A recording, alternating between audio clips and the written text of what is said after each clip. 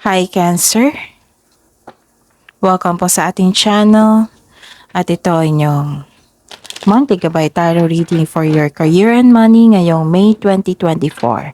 Yes, ngayong Mayo. Tungkol po ito sa career and money nyo po, Cancer. Please be reminded kung nakaresonate kayo, comment down. Kung hindi kayo nakaresonate, ibigay nyo po sa iba kasi general reading po ito.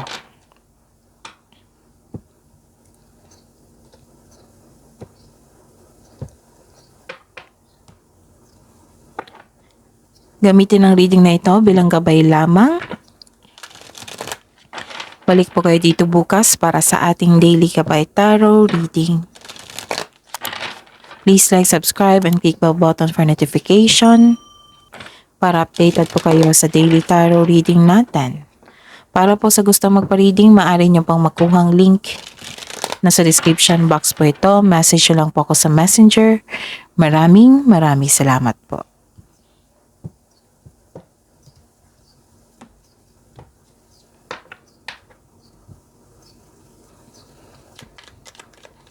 Spirits Guide, mga ganap po ngayong month na ito, May 2024 sa career and money ni Cancer.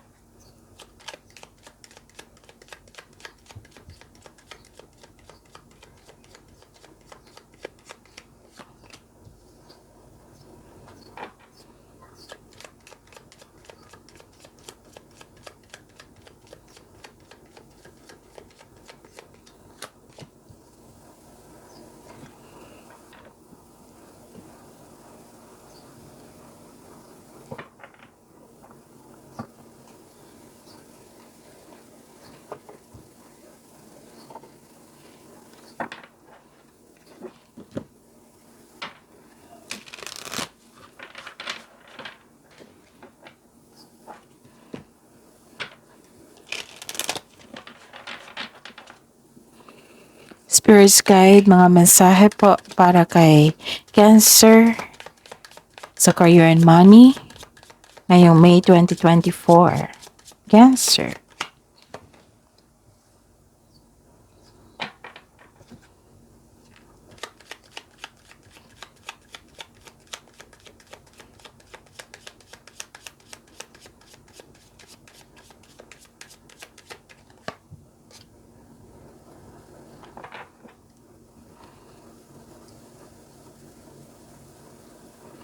Okay, Cancer.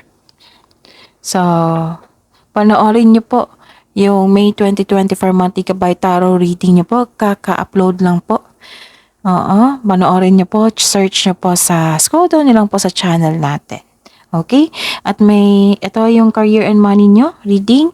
Tsaka may pwedeng pagkabukas, may love reading na kayo. So, check nyo. Tapos, and by the way, sa mga suki ko dito na Cancer, na parating humihingi ng gabay, monthly gabay, yes, open na po yung schedule natin for booking. I-PM nyo po ako. Kasi, tumatanggap na ako. Nung nakaraan, hindi ako tumanggap kasi marami pang gawain. Okay, schedule na po tayo. PM nyo po ako, okay? Tapos, available na din yung video recording natin. Yung video reading. What I meant is video reading. Okay, Cancer? Sa mga bago po dito, di ba, video nyo ito. Sa mga bago dito na gusto nyo magpa-personal reading, di ba? Video nyo ito. May nakasulat dyan na Cancer, career and money, May 2024 monthly gabay tarot reading. Sa baba niyan, may nakapost na link. I-click nyo po ang link na iyan and message me for inquiry and for booking, okay? Maraming salamat po. Okay, Cancer, this is your career and money, right? Bakit nabibigatan kayo dito? Nahihirapan kahit may closure na? Kahit may new beginning na? This is closure, ending with new beginning. Nahihirapan kayo, pero nag-let go kayo. Nahihirapan kayo sa pag-let go, pero nangyari na ang pag-let go. So, this is all about your career and money, ha? May nakita ko dito na may kasamahan kayo dyan na matigas ang ulo, ayaw makinig. stricto. Nagkaroon ng hardship. Nagkaroon ng transformation kasi new beginning eh. And mag-ingat lang po kasi may nakita ako ditong sickness. Pwedeng na-stress kayo kasi may matigas ang ulo, di ba? Pwedeng bata pa to sa inyo. Yung matigas ang ulo ayaw makinig. Pwede din na may stricto kayong kasama. Kasamahan dyan. So, dalawang card na po nagsabi na may new beginning po na naganap. Siguro nahihirapan kayo sa pag-adapt sa bagong simula. May nakita ko dito na na-hired kayo na kahit walang experience. Tapos may nakita ko dito na humingi ng time yung inner child nyo. Pwede din isang literal na bata na humingi ng time sa inyo kasi puro daw kayo work. Tapos nakita ko dito na nabibigatan kayo, you felt guilt, guilty, yes. And na may na-sacrifice kayo, pwedeng nag-suffer kayo, basta nahihirapan kayo. Pwedeng nag-guilty kayo kasi wala talaga kayong panahon sa inyo sarili or sa isang bata. So, ayun. Ang mensahe po para sa inyo, duality, do not forget about the dual nature of people. Don't lose your vigilance. Oh, okay. Lumabas ito. May tao dyan na kasamahan mo na hindi totoo sa inyo. Dapat on guard ka. And connect to your intuition para malaman mo kung sino iyan. Okay? Tapos, celebration, kick off the party activities and have a great time. Plan for a joyful future. I consider this as celebration kasi natanggap kayo. Celebration kasi nagkaroon ng success and victory sa inyong mga ginagawa. Okay? Spirits guys, ano po ang energy?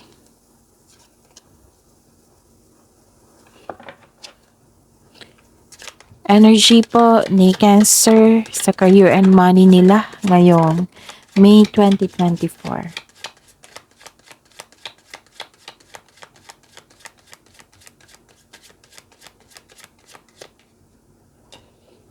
Lumabas din yung ugali niya. Ang concern mo, yung matigas ang ulo or stricto. Yes.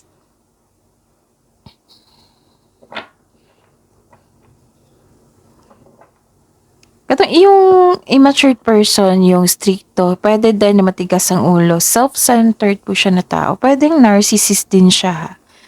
Mag-ingat po kayo sa taong manloloko. This is a sign na may toxic na tao sa inyong buhay dyan, sa career and money nyo. Mabilis itong mag-react defensive. So, this is the clarification of your cards here na may kasamahan kayo dyang immature. Yes, yung sarili lang yung iniisip niya. Pwede din naging narcissist ito. So, mag-ingat po kayo sa kanya. And, ito ay mayamang tao. Actually, may nakita ko dito na ang pagtaas ng tagumpay sa pananalapi. Yes, sa finances nyo. Finances at courage. Okay. Ang pagtaas ng tagumpay sa pananalapi at katatagan ay nasa iyong kamay na. Yun, natumbok ko rin. May parating na kasosyo o mamuhunan upang tulungan ka sa pagkamit ng iyong layunin. Sabi ko sa inyo na may magbigay sa inyo ng tulong para may katuparan yung pangarap nyo sa buhay, yung plano nyo, yung matagal mong plano. It might be this is you, nagbigay ka ng puhunan. Nakita ko dito yung ugali nyo na mahusay sa buhay, maasahan, at mahilig kayong magbigay ng tulong, lalo na sa kaperahan.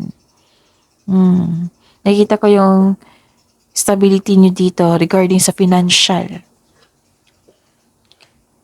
So, sa mga hindi pa nag-take ng action dyan, take na kayo ng action kasi ang ganda ng reading dito, This card tells you to take leadership role or make financial decisions on behalf of others or take action towards your goal. Pagkikilos ito.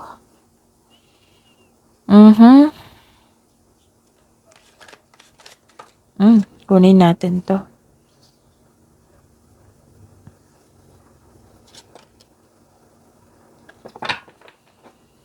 Spirit Guides blessings po na ma-receive ni Cancer ngayong buwan na ito regarding sa kanilang tungkol po sa kanilang career and money. May 2024 Cancer. Blessings po. Ito nga. Ito yung sabi ko. Pag lumabas itong cards na ito, yan. Nagkaroon ng blockages. So, tingnan natin. Yun nga. Ano to?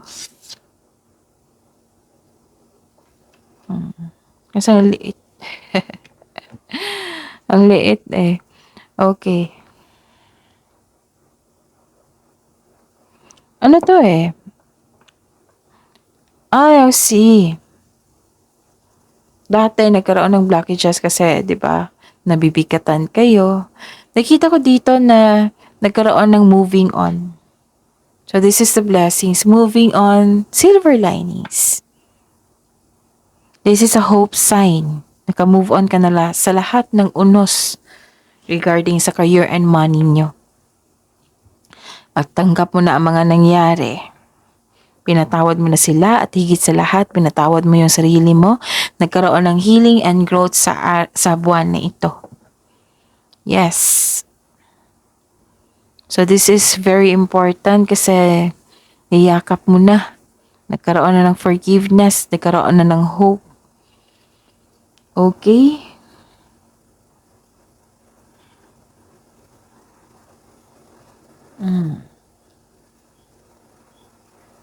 May nakita kong success dito, which is blessings nyo, right? Blessings nyo, hope, forgiveness, and success and enjoyments kasi may celebration dito. Pero mag-ingat po daw kayo sa pag-overspend sa kaperahan. Pwede din overspend sa trabaho. Kailangan nyo ng pagbalanse sa inyong oras kasi lumabas dito eh. 'Di ba? May bata nga nagsabi sa inyo, pwedeng inner child ito, no? Wala ka ng panahon sa akin. Ganun. So, do not overspend, ha? Do not overspend sa trabaho, yung pag-overtime. Pwede din overspend like naging materialistic po. So, control your money. Challenges po na ma-overcome ni Cancer sa career and money nila ngayong May 2024.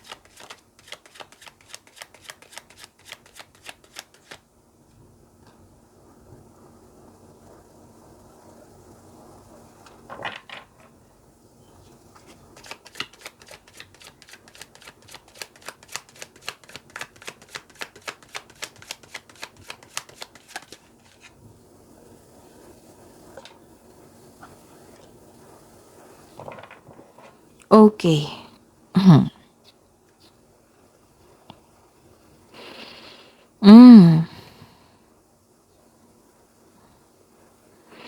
Ano to eh, nanindigan kayo. May ganap na challenges o struggle pero buong tapang mo itong harapin. Katapangan at kumpiyansa sa gitna ng anumang klaseng atake. May ganap din na pinagtanggol mo yung kasamahan mo dyan sa trabaho. Tapos wag po daw kayong mag-focus sa problema. Kasi ito yung magdudulot na magkaroon kayo ng stagnation. Tapos may ganap na negotiation for a raise ng allowance, sweldo. May contract din ako nakikita. Yes, magkakaroon ng successful agreement. Challenges may arise in your career pero temporary lang po ito na kailangan yung ma-overcome, okay? Ano pa? I see.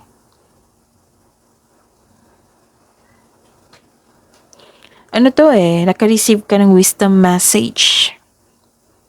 It might be tapos na yung nagkaroon kayo ng time for reflection kasi naka-receive kayo ng wisdom thought, inner truth, divine inspiration, realization, enlightenment.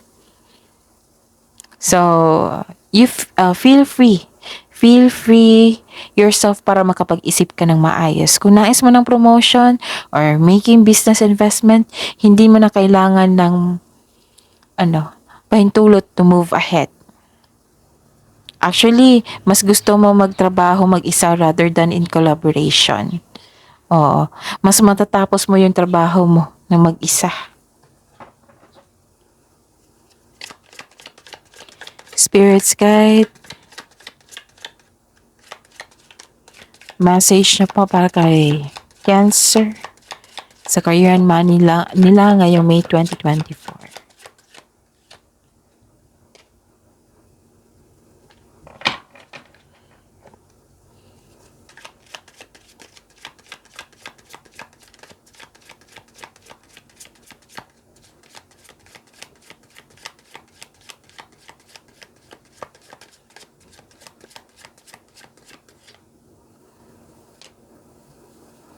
Okay. May nalaman kayong sikreto dito pero ayaw nyo, ini-ignore nyo. Ganon. Bakit naman? Baka ayaw nyo lang ng gulo.